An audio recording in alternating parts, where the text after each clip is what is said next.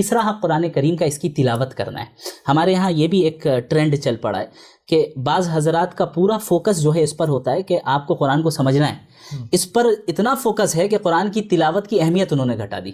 کیا فائدہ، آپ تو سمجھ ہی نہیں رہے پڑھ کر، یعنی آپ کو تو سمجھ نہیں آ رہا ہے کہ قرآن جو آپ پڑھ رہے ہیں آپ کو تو اس کی میننگ نہیں پتہ ہے، تو تلاوت کر کے کیا فائدہ ہے؟ اس سے اچھا آپ ٹرانسلیشن پڑھیے.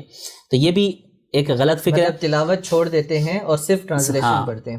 یہ قرآن کے ایک حق پہ عمل کرنا ہوا. قرآن کے یہ 6 حقوق ہے، سب پر بیک وقت عمل کرنا ہے. تو تیسرا حق قرآن کی تلاوت کرنا ہے، چاہے سمجھ میں آئے یا نہ آئے. دلیل اتلو ما اوحی الیک جو آیت ہے، اور اس کے علاوہ متعدد آیت ہے قرآن کریم میں جہاں پر تلاوت کے لفظ کو استعمال کیا گیا ہے. تو وہاں پر تلاوت کا جب ذکر ہو رہا ہے تو اس کا مطلب قرآنی آیتوں کو پڑھنا ہے.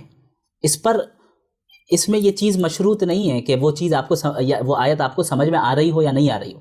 اگر سمجھ میں آنا بھی اس میں شامل ہوتا تو الگ سے وَيُعَلِّمُهُمُ الْكِتَابَ کہنے کی ضرورت نہیں پڑتی. یتلو علیہم آیاتی، نبی بھیجے گئے یتلو علیہم آیاتی تاکہ ان کو قرآنی آیتوں کی تلاوت کر کے سنائیں. وَيُعَلِّمُهُمُ الْكِتَابَ وَالْحِكْمَةَ، اور قرآن کی تعلیم دے. اب تعلیم میں معنی اور تفسیر شامل ہے. تیسرا حق قرآن کریم کا یہ ہے کہ ہم قرآن کی تلاوت کریں اہتمام کے ساتھ. قرآن نازل ہوا ہے تلاوت کرنے کے لیے، اللہ کا حکم ہے کہ تم تلاوت کرو، جو وحی تم پر نازل کی جا رہی ہے، اللہ کے نبی پر نازل کی گئی ہے، اس کی تلاوت کرو.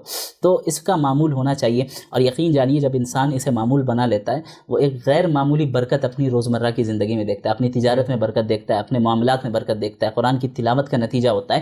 اب ضروری نہیں ہے کہ آپ روزانہ 3 پارے پڑھیں، 4 پارے پڑھیں یا 2 دن میں ختم کریں. آپ میں کہتا ہوں ایک ہی آیت پڑھیں نا، شروع تو کریں، گریجولی آہستہ آہستہ آگے بڑھتے چلے جائیں. 1 آیت پڑھیں، 2 آیت پڑھیں، آدھا صفحہ پڑھیں، جس کو جتنا موقع ملے، لیکن ضرور پڑھیں، تلاوت کریں.